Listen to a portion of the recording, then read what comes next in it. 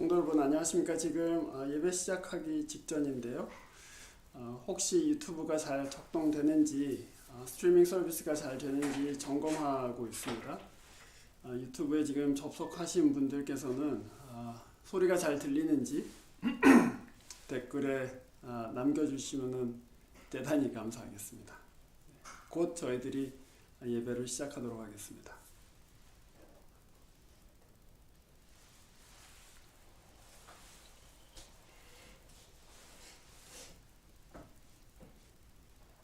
네, 오늘 눈이 와서 원래는 교회에 가서 제가 녹음을 생중계를 하려고 했는데 어제 눈이 온다는 소식에 급하게 이제 장소로 옮겨서 저희 집에서 이 예배 녹화를 하고 있습니다. 접속하신 분들 가운데 이 소리가 잘 들리시는지 안 들리시는지 댓글에다가 남겨주시면은 저희들이 바로 조정할 수 있겠습니다.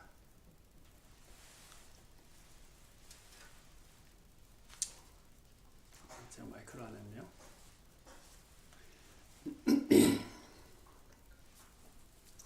네, 웨이코에 눈이 오는 거는 저도 10년 만에 처음 보는 것 같은데요.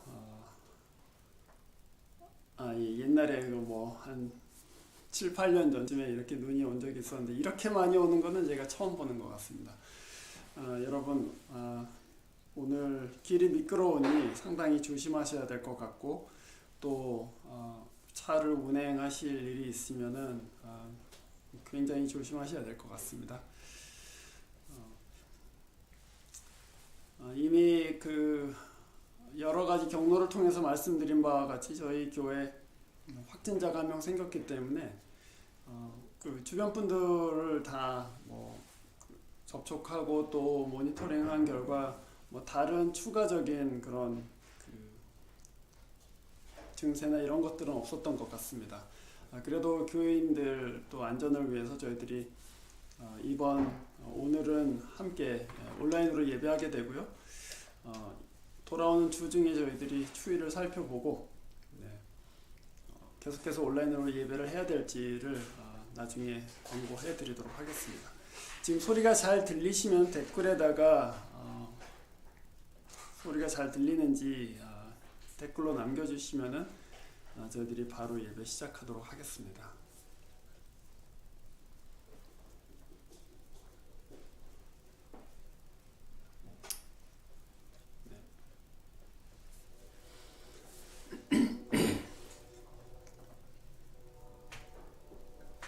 몇 분 접속하셨는데요. 소리가 잘 들리는지 알려주시면 좋겠습니다.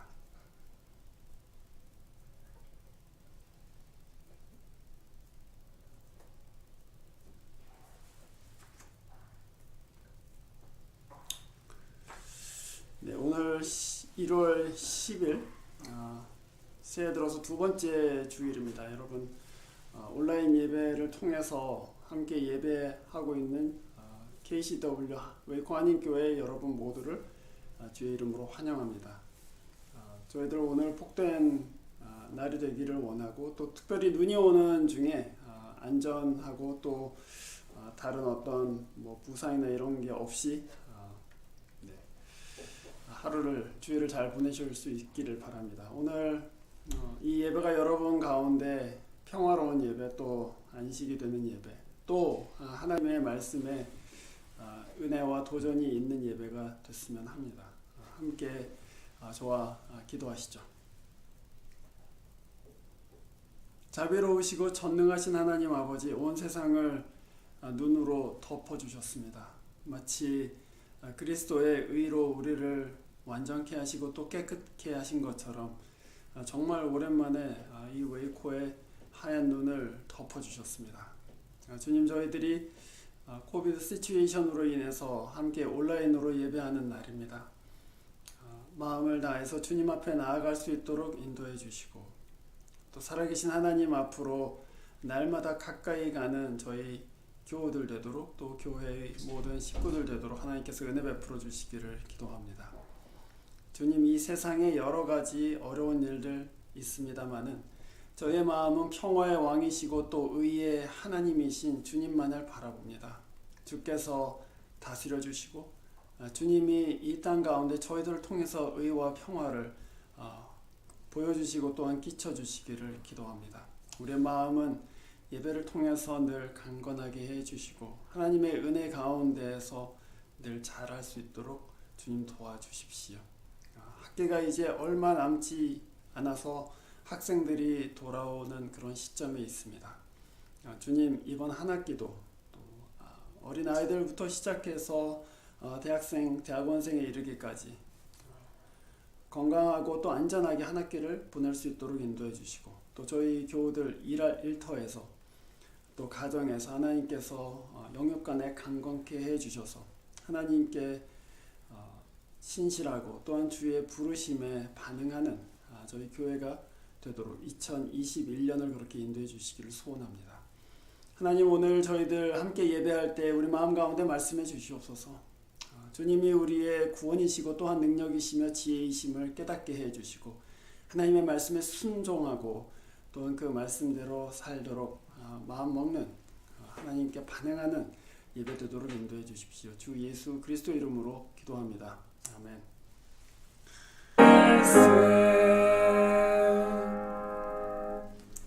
주의 이름이 우리의 힘이 되는 줄로 믿습니다. 오늘 저희들이 함께 읽을 하나님의 말씀 마태복음 5장 말씀입니다. 마태복음 5장 1절부터 16절까지의 말씀입니다.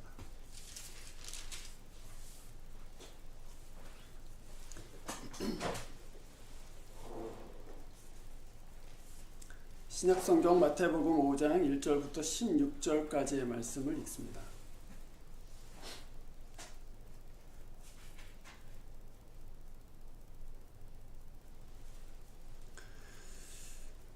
오늘부터 저희들이 마태복음 5장부터 7장까지 있는 산상설교라고 부르는 이 말씀을 공부하게 됩니다.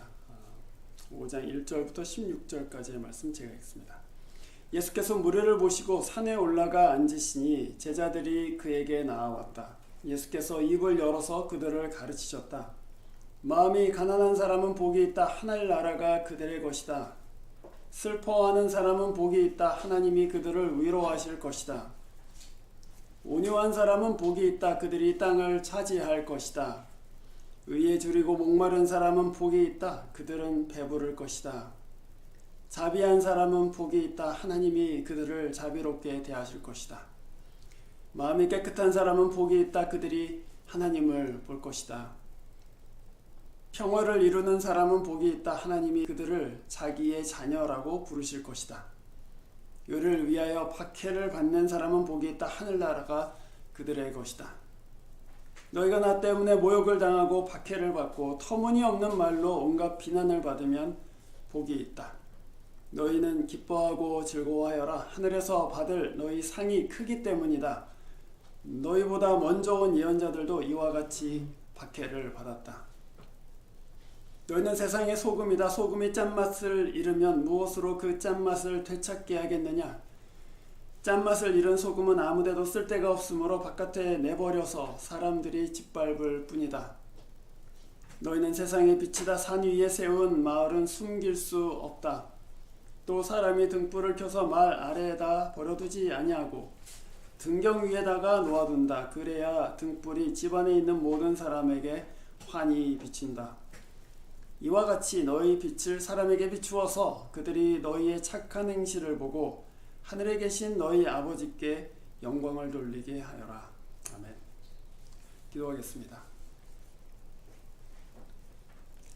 전능하신 하나님 아버지, 이 말씀 앞에 저희들이 함께 마음을 열고 또한 강한 마음으로 주님 앞으로 나아갑니다. 우리의 생명은 오직 하나님께만 있는 줄을 저희들이 믿습니다. 한 해를 시작하면서 생명 되신 그 하나님께 또 생명의 말씀 그 앞으로 저희들 겸손하게 또 가난한 심령으로 나아갈 수 있도록 도와주시고 우리 여러 가지 부족에도 불구하고 우리를 채우시고 또한 우리를 새로운 것으로 넉넉히 하시는 주 예수를 의지하는 저희들 되도록 인도하여 주시옵소서.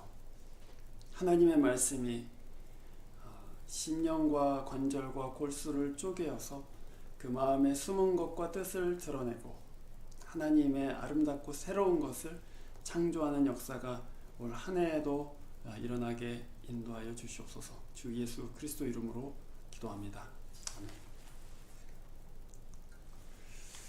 아멘. 오늘 우리가 읽은 이 본문의 말씀은 마태복음 5장부터 7장 산상설교라고 하는 아주 중요한 예수님의 가르침의 첫 부분입니다. 보통 이 부분을 우리가 팔복 이렇게 얘기합니다. 팔복이라고 얘기하는 것은 예수님께서 이 본문에서 8가지의 복을 선포하셨기 때문이죠. 여러분, 우리가 이 예수님의 그 가르침 이걸 쭉 공부할 때 두 가지 우리가 생각해야 될 지점이 있습니다. 그 하나는 예수님께서 가르치신 것은 이 세상에 관한 것이 아니고 언제나 하나님 나라에 관한 것이었다는 것입니다. 물론 이 세상에서 일어나는 일들에 대해서도 주님이 가르쳐 주셨지만 예수님께서 궁극적으로 이 가르침을 통해서 우리에게 전달하려고 하셨던 것은 하나님의 나라가 이런 것이다 라는 것을 전달하려고 하셨던 것이죠. 또 우리가 하나님 나라의 백성으로는 어떻게 살아야 될 것인가 하는 것을 주님께서는 끊임없이 비유를 통해서 여러 가지 말씀을 통해서 우리에게 가르쳐 주셨습니다. 그게 첫 번째입니다. 예수 그리스도의 가르침은 그것이 비유이건 무엇이건 간에 다 하나님의 나라를 궁극적으로는 가르치려는 것이다. 또 보여주려는 것이다 하는 것입니다. 그래서 여러분 신약성경에 어떤 곳을 여러분이 읽으시든지 뭐 비유를 읽으시든지 또는 기적 또는 치유 얘기를 읽으시든지 어떤 것을 보시든지 주님께서는 하나님의 나라를 드러내려고 하시고 그것을 우리에게 가르치려고 하시는구나. 그것을 먼저 아셨으면 좋겠습니다. 그런데 이 하나님의 나라라는 것은 이 세상의 나라하고는 전혀 다른 것이죠. 그래서 하나님 나라에 대한 가르침은 종종 우리의 상식이나 우리의 직관과 충돌합니다. 예를 들면은 어떤 사람이 너의 오른편 뺨을 때리거든 왼편 뺨을 돌려대라 이렇게 말씀하세요. 우리의 직관은 전혀 그렇지가 않습니다. 누가 때리면은 정당방위를 해야 되는 것이죠. 폭력으로 다시금 제압하거나 또는 도망가거나 뭐 이래야 되는데 주님께서는 오히려 왼편 뺨도 돌려대라 이렇게 말씀하세요. 우리의 상식이나 직관하고 하나님 나라의 가르침이 충돌할 때가 굉장히 많습니다. 사실은 그래서 그것이 우리가 예수님의 말씀을 읽고 배울 때에 직관이나 본능이 아닌 믿음으로 그것을 받아들이는 것이 필요합니다. 처음에는 잘 이해되지 않기 때문에 사실은 이해를 하고 나서 받아들이는 것이 아니고 믿고 나서 이해하게 되는 것이죠. 여러분도 아마 수영을 배워보신 경험이 다 있으실 텐데요. 특별히 나이가 들어서 수영을 배울 때 물에 들어가면 굉장히 좀 떨리지 않습니까? 수영을 못하니까. 그래서 처음에 물에 들어가면은 막 몸에다가 힘을 주고 팔다리를 막 움직이고 휘젓고 하지 않습니까? 그런데 이 수영 코치는 몸에다가 힘을 빼라고 그렇게 말을 해요. 우리 몸은 막 움직이고 싶어 해요. 이렇게 하면 빠질 것 같다. 그래서 팔다리를 막 휘젓지만 선생님은 몸에다 힘을 빼라고 합니다. 그거를 믿지 않으면 나는 본능적으로는 빠지지 않기 위해서 허우적대야 될 것 같지만 그 말을 믿고 힘을 빼보면 몸이 물에 뜨는구나 하는 것을 알게 됩니다. 우리가 전혀 경험하지 못했기 때문에 직관을 따라서 가서는 안 되는 것이 바로 하나님 나라에 관한 그런 일들이죠. 그래서 여러분 믿음이 필요합니다. 예수의 말씀을 여러분이 배우실 때에 그것을 이해하고 나서 믿으려고 하지 마세요. 오히려 내가 이것을 믿음으로 받아들이면 그래서 그것에 순종해 보면 그것을 경험하게 되고 결국에는 이해하게 될 것이다 라고 생각하시면 되겠습니다. 그것이 예수의 가르침을 우리가 받는 두 가지의 중요한 측면입니다. 하나님의 나라에 관한 것이라는 것, 그리고 그렇기 때문에 우리에게는 믿음이 필요하다는 그것입니다. 오늘 우리가 읽은 이 말씀 산상수훈의 첫머리에 3절 말씀에 보시면 마음이 가난한 자는 복이 있다. 하늘나라가 그들의 것이기 때문이다. 벌써 직관에 반하는 내용이 나왔죠. 어, 여기에 8가지의 복이 있습니다. 팔복이라고 그래요. 그런데 여러분, 처음에 4가지 복을 먼저 보세요. 마음이 가난한 사람이라고 했습니다. 4절에 슬퍼하는 사람이라고 되어 있어요. 5절 온유한 사람, 그리고 7절, 6절 의에 줄이고 목마른 사람 이렇게 되어 있습니다. 사실은 다 무언가가 결핍된 사람들입니다. 자기 삶에 뭔가가 없어요. 그래서 그들은 가난하고요. 그들은 슬퍼합니다. 뭘 잃어버렸기 때문에 슬퍼하기도 하고 무엇이 없기 때문에 슬퍼하기도 하고 돈이 없어서 마음이 가난하고 또 자식을 잃어버려서 슬퍼하고 직장이 안 돼서 괴로워하고 그렇습니다. 온유한 사람은 복이 있다. 온유하다는 것은 자기의 것을 클레임하지 않는 것입니다. 그러니까 이것도 결핍된 것이죠. 그리고 6절 의에 줄이고 목마른 사람, 결국에는 내게 필요한 것이 의인데 내가 의가 없구나 하는 것을 깨닫고 그 의에 대해서 줄이고 목마른 사람, 이렇게 4가지의 복 모두 어떤 결핍을 얘기하고 있죠. 그래서 예수님께서는 지금 그렇게 가르치시는 것입니다. 하나님 나라의 백성은 결핍되어 있고 가난하기 때문에 복이 있다, 이렇게 가르치시는 거예요. 결핍되어 있고 복이 있기 때문에 결핍되어 있고 가난하기 때문에 복이 있다. 직관과 부딪힙니다. 그런데 여러분, 우리는 사실 본능적으로 더 가져야지 행복하다고 생각해요. 나한테 돈이 조금만 더 있으면 행복하겠다. 내가 조금 더 좋은 직장에 가면은 내 삶이 더 복이 있을 것 같다. 또 내 외모가 조금 더 잘생겨 있으면은 그러면 더 좋을 것 같다. 그런 생각을 하잖아요. 그럼 더 행복할 것 같아요. 근데 주님께서는 오히려 그 반대로 사실은 너한테 결핍이 있는 것이 복된 것이다, 이렇게 말씀하세요. 마음의 가난함, 세상의 소유로는 채워지지 않는 마음의 가난함을 알게 됩니다.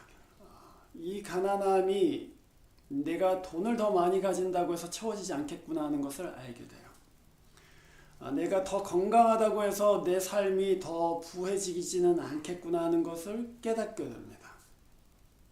그래서 결핍이 있을 때 하나님을 찾기 시작합니다. 여러분 한번 생각해 보세요. 언제 여러분 하나님을 절실하게 찾으십니까?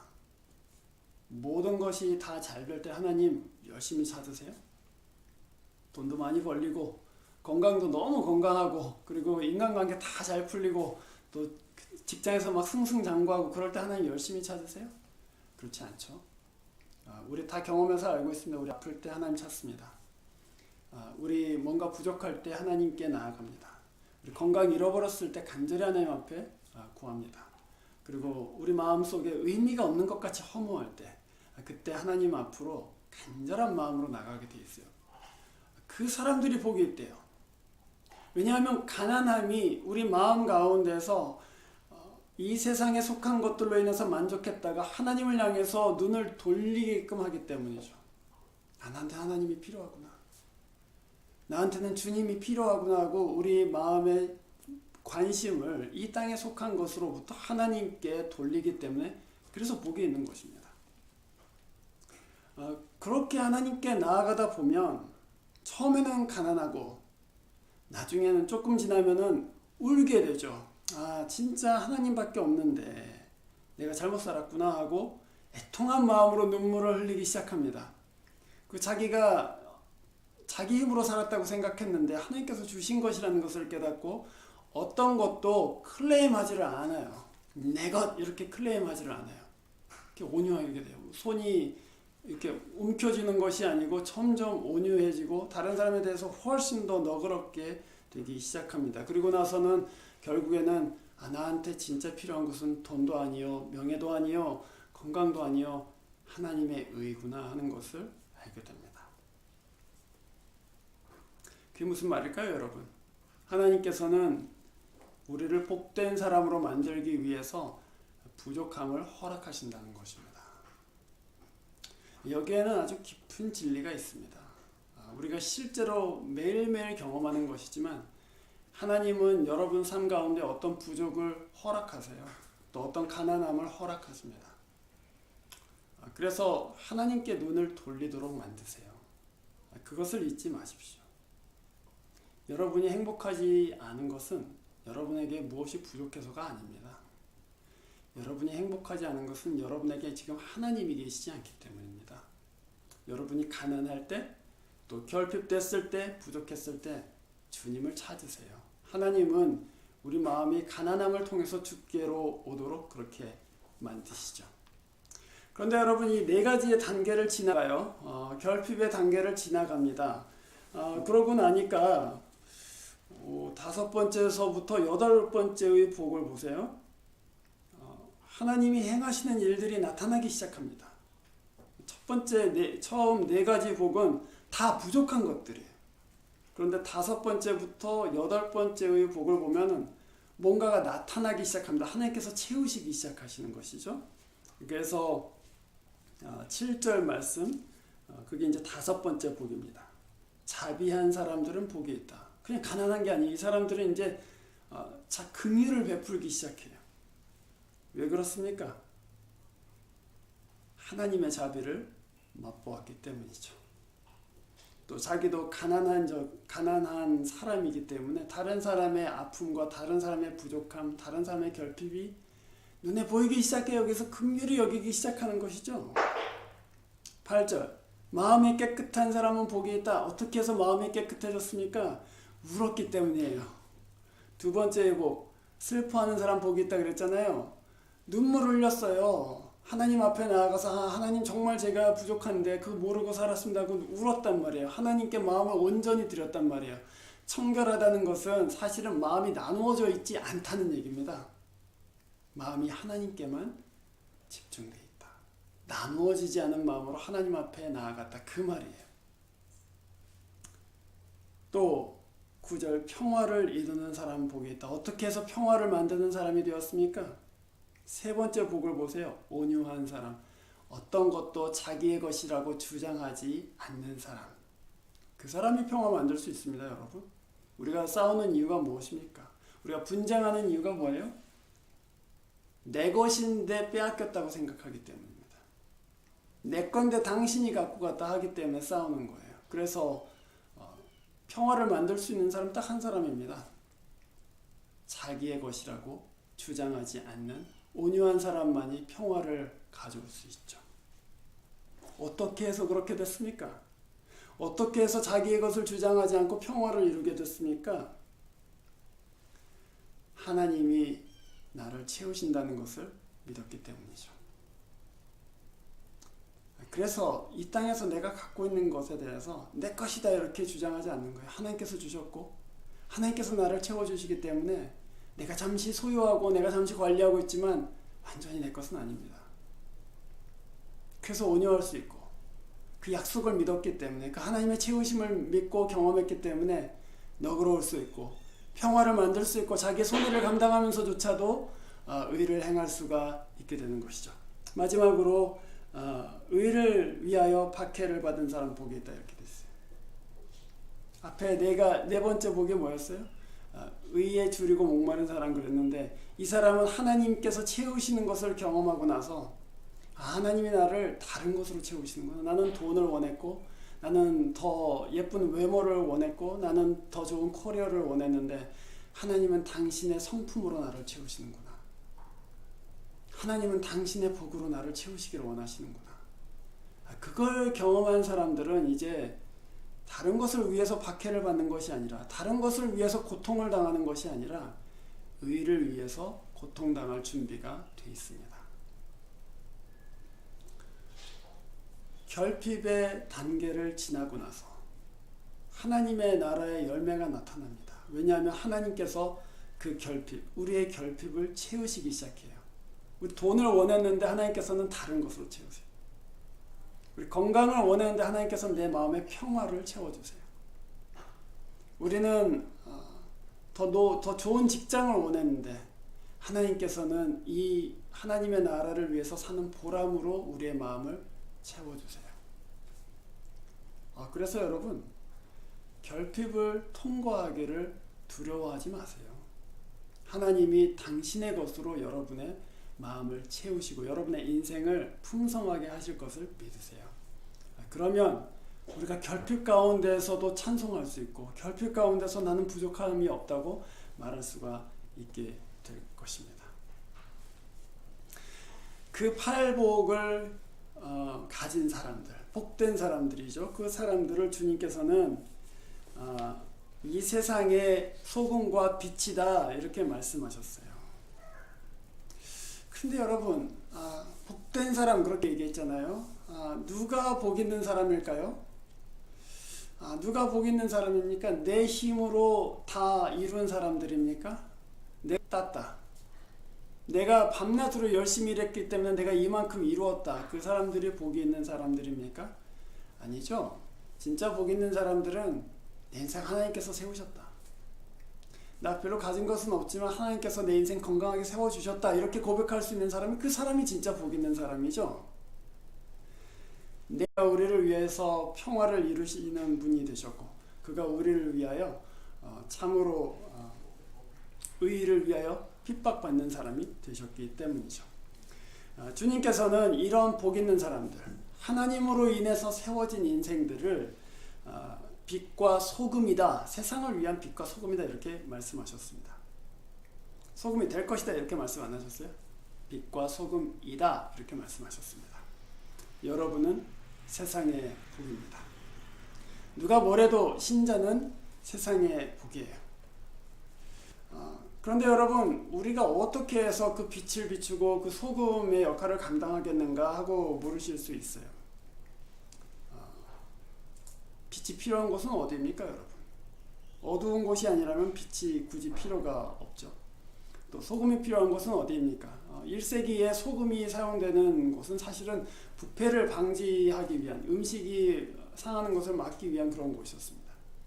부패가 있는 곳에 소금이 필요한 곳입니다. 그래서 하나님께서는 신자들을, 그 복 있는 사람들, 자기의 복으로 채워주신 사람들을 어두운 곳, 또 부패한 곳으로 보내셨어요. 그것이 우리의 받은 사명이죠. 그것을 어떻게 할 것인가, 무슨 거창한 얘기가 아닙니다, 여러분. 무슨 아주 유명한 무슨 자선사업가가 되라는 그런 말이 아니에요. 세상에 빛과 소금이 된다는 것은 어떻게 보면 굉장히 작은 일일 수도 있습니다. 여러분도 잘 알다시피 지난주가 굉장히 상징적입니다. 상징적이에요. 세상에 빛이 된다는 것. 양편이 막 싸우고 있을 때, 폭력 시위가 일어났을 때, 그것을 누군가를 비난하고 그냥 자기도 그 소용돌이 가운데 하나가 될 것인가? 아니면 말없이 제3의 길, 쓰레기를 줍는 길, 묵묵히 평화를 일구는 길을 갈 것인가 하는 것은 굉장히 다른 것이죠. 제가 지금 무슨 이 앤디 킴이라는 사람을 이렇게 광고하는 것이 아닙니다. 하나의 예의죠. 그리스도인이 이 세상에서 빛과 소금이 된다는 것은 무슨 거창한 일을 하는 것이 아닙니다. 세상이 생각한 방식과는 전혀 다른 방식으로 일하기 시작하는 것. 그 쓰레기를 줍는 것이건, 그것이 어떤 사람의 친구가 되어주는 것이건, 또는 낙심한 친구를, 낙심한 이웃을 집에 초대해서 같이 밥을 같이 먹는 것이건, 아주 작은 하나님 나라의 일을 통해서 우리는 세상의 빛이 되고 소금이 돼요. 그걸 통해서 세상의 어두움이 조금씩 밀려가고, 세상이 부패로 인해서 치달아가는 세상이, 그 부패가 지연됩니다. 물론 완전하진 않지만 빛과 소금은 그 역할들을 감당하게 돼 있죠. 그것이 우리가 이 세상에서 빛과 소금이 되는 것 아니겠습니까? 여러분, 2021년 어떤 계획들을 갖고 계십니까? 사업하시는 분들은 돈을 더 많이 벌어야 되겠다. 공부하시는 분들은 더 많은 책을 써야 되겠다. 또 무슨 여러 가지 다른 계획들이 있으실 것입니다. 그러나 빛과 소금이 되기 위한 여러분의 계획은 무엇입니까? 하나님께서 우리에게 말씀하신 것처럼, 주께서 우리를 세우신 것처럼 어두운 곳에 빛을 비춰라. 또 부패한 세상에서 그 부패를 막는 방부제 같은 사람이 되라 하실 때, 나는 그것을 위해서 무엇을 드릴까? 2021년에. 그걸 생각해 보셨으면 좋겠습니다. 우리는 흔히 우리 신자됨을 숨기곤 하죠.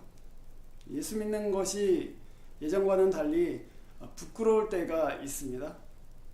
예수 믿는 사람이 사회적으로 지탄받을 일을 하기도 하고, 또 예수 믿는 사람이 무슨 공공연한 범죄에 가담하기도 합니다. 그래서 내가 예수 믿는다고 내가 이벤젤리칼이라고 또는 내가 크리스찬이라고 말하기가 굉장히 어려운 세상에 살고 있어요.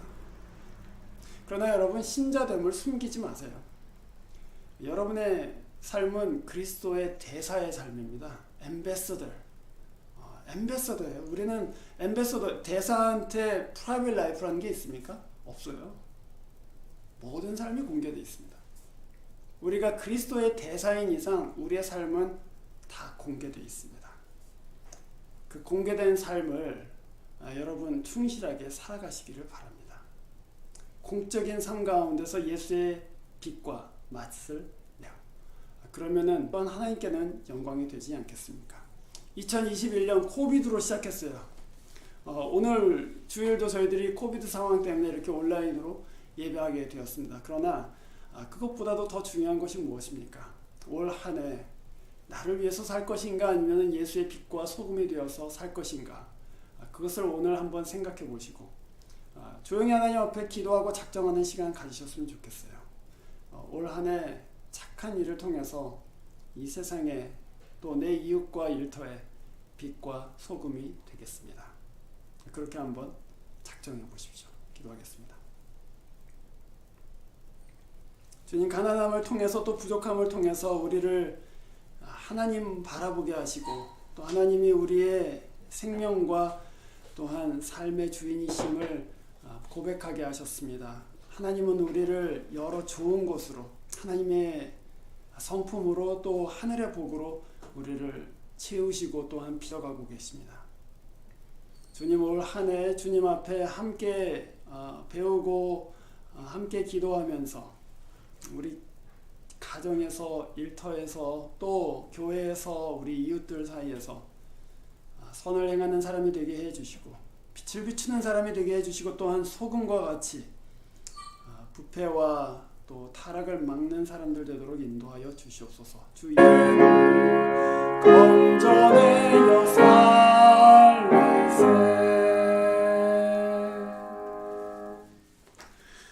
제가 축도함으로 예배를 마치겠습니다.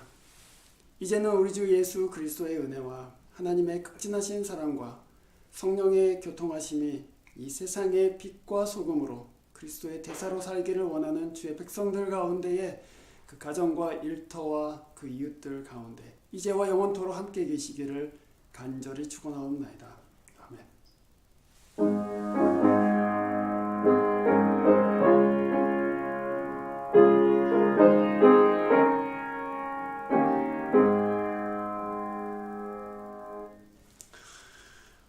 이것으로 오늘 새 두 번째 예배를 마쳤습니다. 여러분 복된 한 주일 되시기를 바랍니다. 감사합니다.